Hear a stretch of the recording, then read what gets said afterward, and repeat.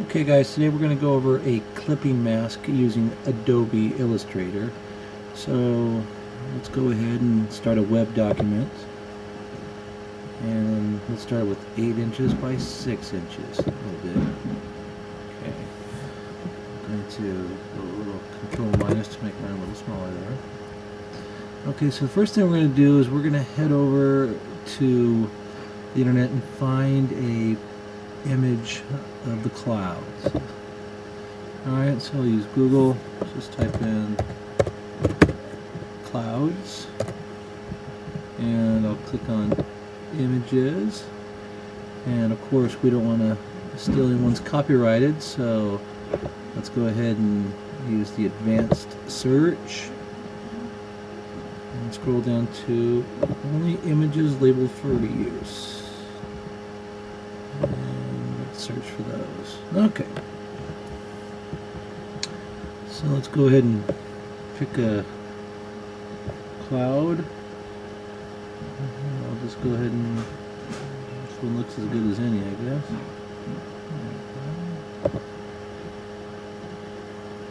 Okay, and I'm going to right click that and I'm going to save the image as, and I'll just save it to my desktop. As clouds.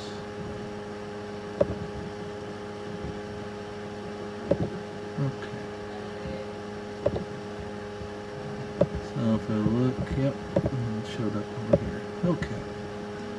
So now we're going to go ahead and go File, Place. And I'll find the clouds that I just saved.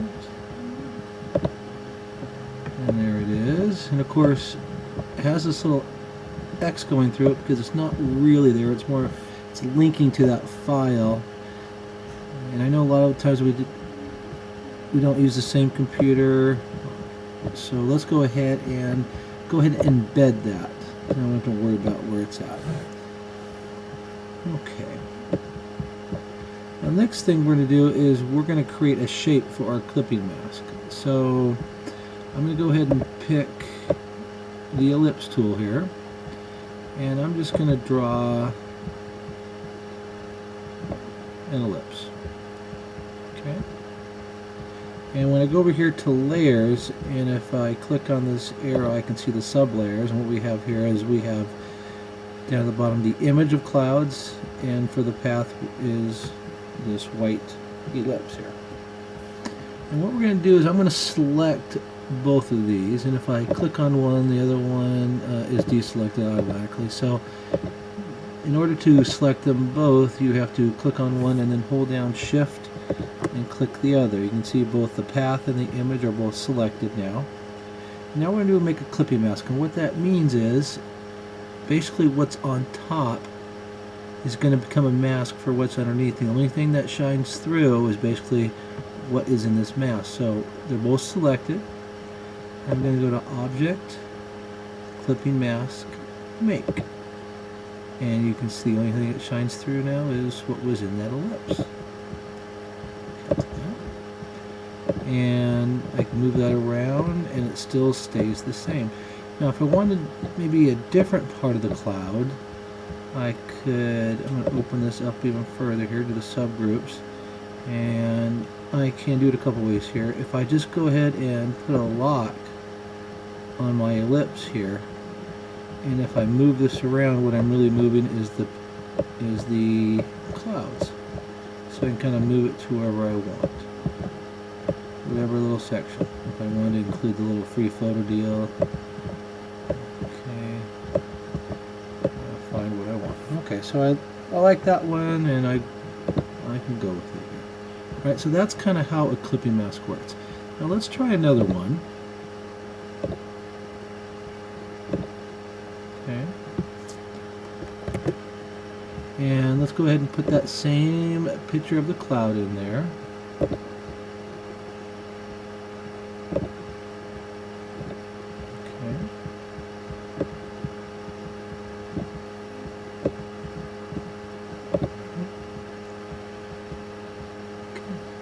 Now this time, instead of putting a ellipse in here, I'm going to type in there. And I'm going to type in digital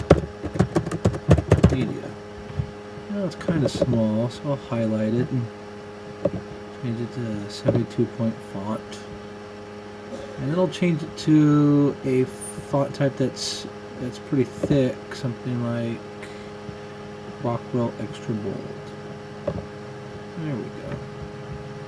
And with my selection tool, I'm going to move it, pull it down, just make it bigger. Okay, something like this. And I've got to stay within the green frame here.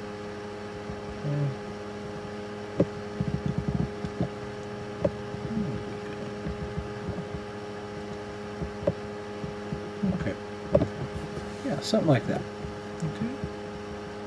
Now again, just like we did with the ellipse, if I uncover the sublayers here, I see I have the digital media type and the file. Ooh, I can see it's a linked file, so I'm going to click on that file here and embed it so it's really in there. Okay. Now I'm going to select them both. Again, we have to click on one and then hold down Shift and click with our mouse to select them both. And I'm going to go Object, Clipping Mask, Make. And there it is. Again, if I don't necessarily like that particular spot of the clouds that I'm in, I can look at the subgroup here and I'll put a lock on my type and move the picture around. Now if I move it up too high, you can see that since nothing's there, nothing shows up, obviously. So I'm good with that. Okay, I'm going to go over here to my layers and click on layer 1, which I should probably give a name, something like, I'll call it digital media, that's what I typed in.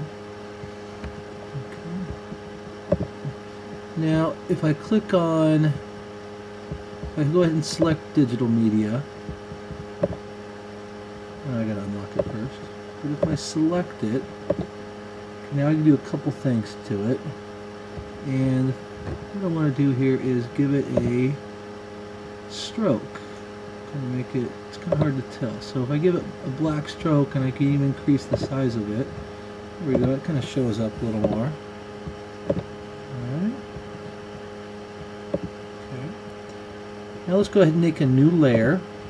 And let's call that layer the rectangle